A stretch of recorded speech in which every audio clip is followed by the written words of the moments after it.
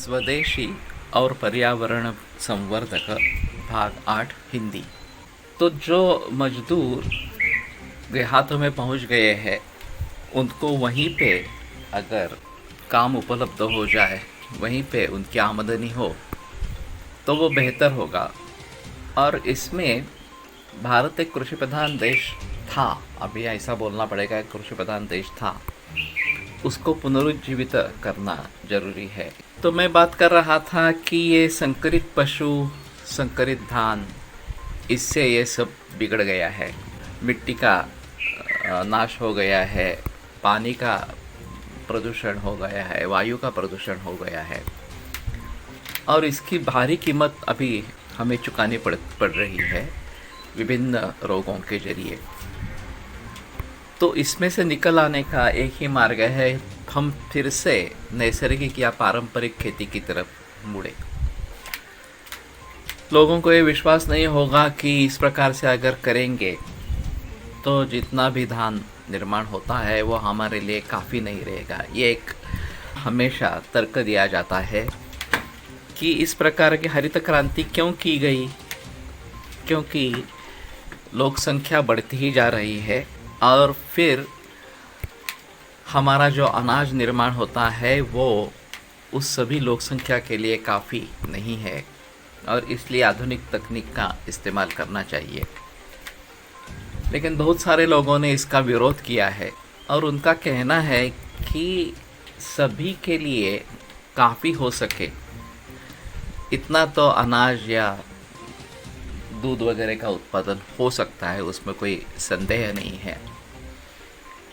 लेकिन अगर किसी को लोभ है इन सभी के बारे में, ग्रीड है, तो वो कभी पूरी नहीं हो सकती। एक्चुअली ऐसा है कि हमें जितनी ज़रूरत है उससे हम ज़्यादा ही खा रहे हैं और नाश कर रहे हैं, फेंक दे रहे हैं अन्न को। केवल अमेरिका में कहा जाता है कि 35% जो आहार है वो फेंका जाता है और वैसी ही स्थिति सभी समृद्ध देशों में या समृद्ध लोगों में इस प्रकार से है। आश्चर्य की बात है, जब हम किसी लग्न समारोह में जाते हैं और अभी तो बुफे डिनर रहता है तो आपको जितना चाहिए उतना आप ले सकते हैं, फिर भी बहुत सारे लोग बहुत कुछ इकट्ठा करके फेंक देते हैं। ये अजीब माहौल है। तो ये हमारी मानसिकता ही इसके लिए बदलने की आवश्यकता है। अगर हम कम ही खाना खाएंगे तो नुकसान नहीं, फ़ायदा होगा। वास्तव में ग्रंथ में जो लिखा है वो आमाशय जो है, हमारे स्टमक की जो कैपेसिटी है उसके 3 भाग उसकी कल्पना करनी है।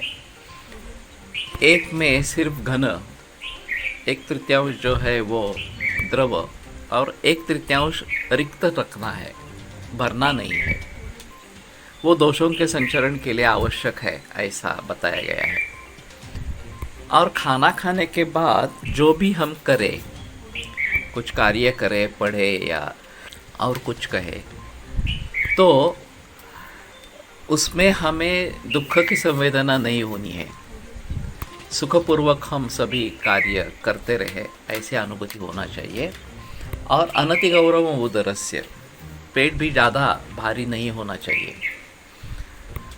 तो इस दृष्टि से अगर हम खाना खाएंगे तो सभी के लिए खाना काफ़ी हो जाएगा। ऐसा नहीं है कि खाना अपूरा पड़ेगा, ऐसी अवस्था नहीं है।